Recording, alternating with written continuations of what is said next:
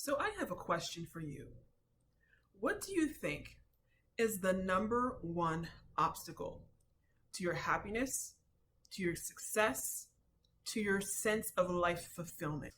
What if I told you that the greatest threat to you being the best, most happy, most fulfilled version of yourself actually lies within you? Hi, my name is Keisha Dent. I'm a certified mindset hypnotist and the author of Life Change Now. And today, I want to talk about that voice. You know what I mean when I say that voice. That voice that comes up, comes around every time we want to go for something that we really desire with all of our heart. Whenever we want to push outside of our comfort zone, whether that means going and achieving a promotion, starting a new business, going after a different client, doing anything that causes us to reach, to stretch a little bit, we have that voice that comes up. I know I have it. Most of us have it. It is that voice that says all of the things that we don't want to hear, that tells us and reminds us constantly of our failures, all the horrible things that are going to go wrong, all the different ways that we're going to fuck things up, all the different ways that we're going to fall on our face and make a mess of everything, and that voice that reminds us of all the many, many different times in our past where we failed, or we think that we failed, or that we thought that we were embarrassed, or all the different things and traumatic things that happen to us, especially when it comes time for us to stretch for new things. It's the inner critic, right? This is the most common name that we refer to. And so for sure, this is something that I can relate to as well. Like, I definitely have one. It's something that I have to work on myself all the time for, and to struggle with all the time. So what is the inner critic? What are we really talking about when we mention this? So in short, the inner critic is really a combination, a blending, an amalgamation of all the critical voices of your past. It comes initially from authority figures, like such as parents, teachers, educators, employers, basically anyone that we give a position of power to, who then uses that power to criticize us, to shape us in a certain way. And over time, as we grow up, all these different voices tend to come and blend together, and even get blended with our own hyper harsh criticism of ourselves. And it's something that kind of can go in our head on a loop.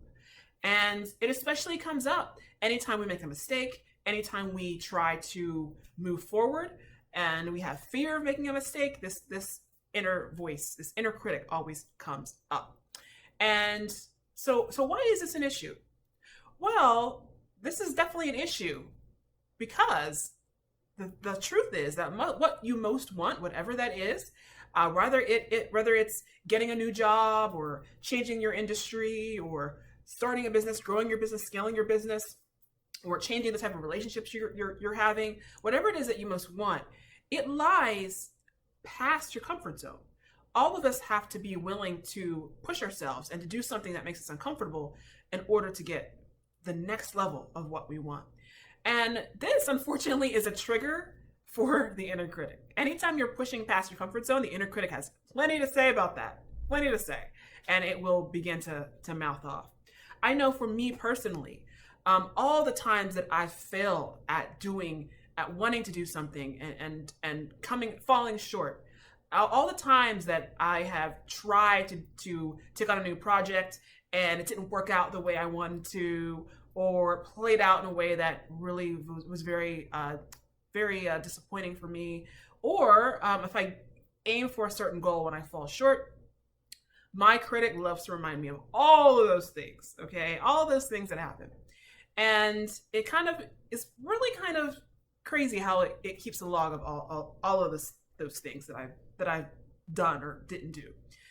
And so this is a problem, and it's really important to keep it in check. And what is interesting is the fact that this even exists. And of course, there are so many different theories on why we are so quick to be harsh on ourselves and so hesitant to really do what we need to do, which is feed our confidence and feed our motivation.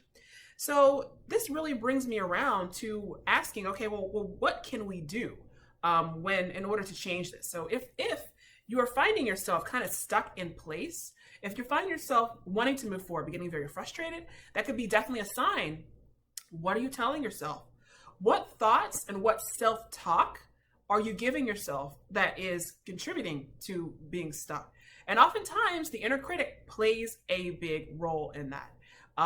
Keep in mind, as I always say, we are the result really of what we think about most often.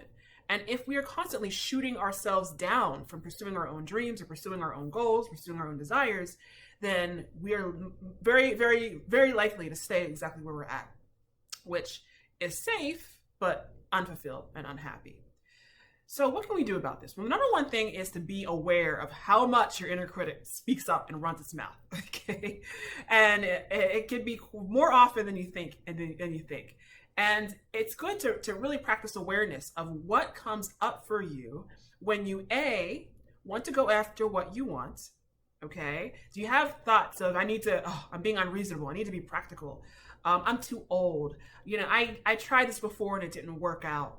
Everyone's gonna laugh at me or judge me or come at me and nothing's gonna be peaceful. And if you're having thoughts that are reminding you of all the different ways things are not going to work out, that's a good sign that your inner critic is actually reigning freely and aggressively and is having its way.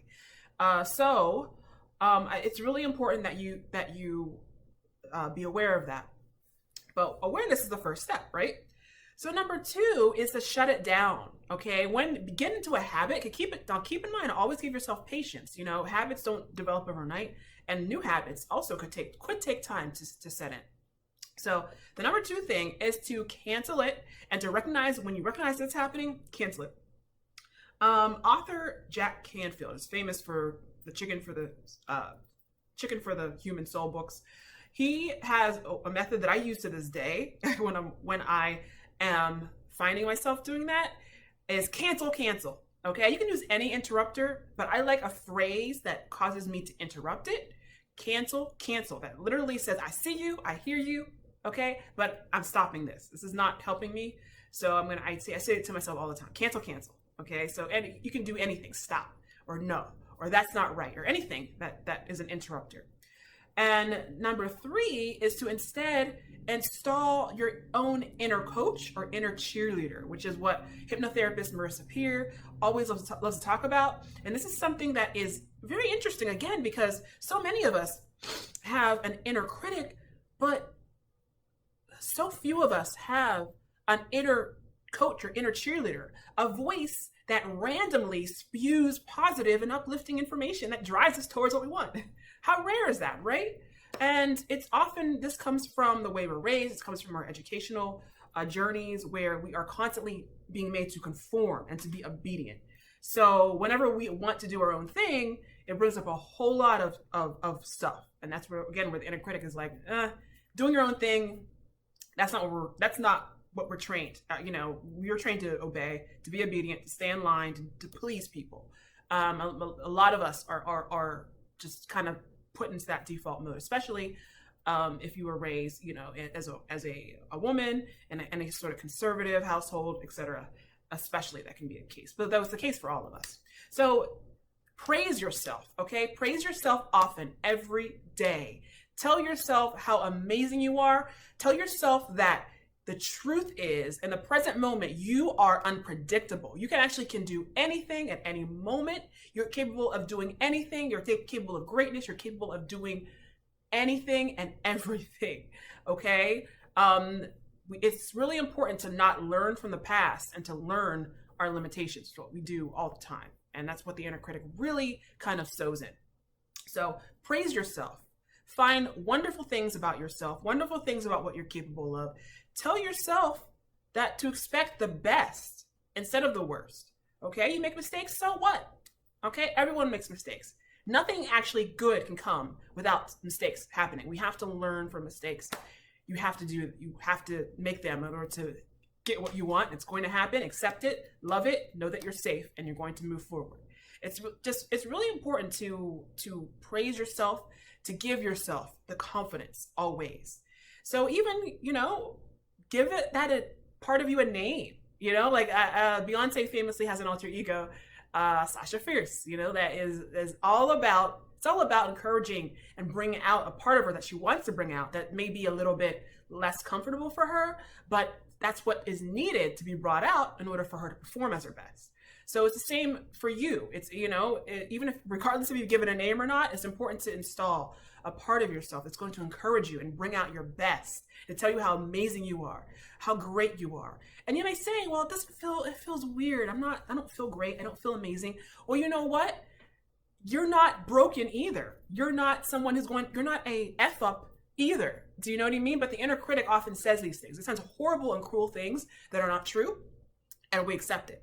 So why not do the reverse and say wonderful and amazing things that may not feel true and accept it, okay? Because that's going to give you better results than listening to the inner critic and letting it have its way all the time. So that is it for this video. I hope that you're well.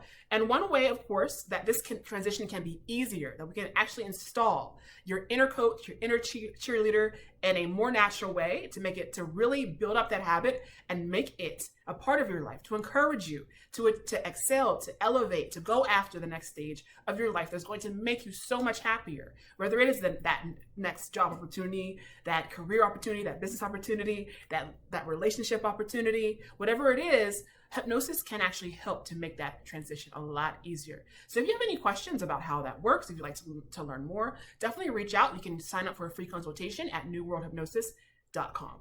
So thank you so much. I hope that you are enjoying this wonderful June. Okay, happy June, happy Pride Month, happy summer, all the things. And I hope to talk to you soon.